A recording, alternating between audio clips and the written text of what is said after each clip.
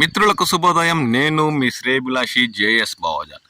JSB with you YouTube ఛానల్లోకి స్వాగతం. రాష్ట్ర వ్యాప్తంగా ఈ ఏడాది మామిడి సీజన్ 99% పూర్తయిన విషయం తెలిసిందే. ఉమ్మడి చిత్తూరు జిల్లాలోని బంగారుపాళ్లెం మామిడి మార్కెట్ యార్డుకు మాత్రం కవర్ కట్టిన తోతాపూరి నీలం రకం మామిడి అరకొరగా వస్తుండడంతో వాటి ధరలు వేలల్లో పలుకుతున్నాయని స్థానిక వ్యాపారులు పేర్కొంటున్నారు. సీజన్ ఇంకా 3-4 రోజుల్లో ముగిసే అవకాశం ఉందని వారు పేర్కొంటున్నారు. జిల్లాలో మామిడి వ్యాపారం ముగింపు దశకు చేరుకుంది. 3 రోజుల్లో ముగిసే అవకాశం ఉందని మండి యజమానులు తెలిపారు.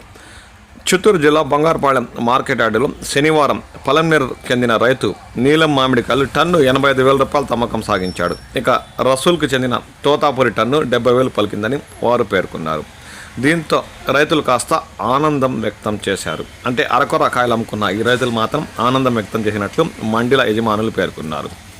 మార్కెట్ యార్డ్లోని 18వ నెంబర్ మండీలో ఒరిస్సా, బెంగళూరు, చెన్నై, నాగ్పూర్, మహారాష్ట్రకు చెందిన వ్యాపారస్తులు వేలంలో పోటీపడి మరీ కొనుగోలు చేశారని వారు పేర్కొన్నారు.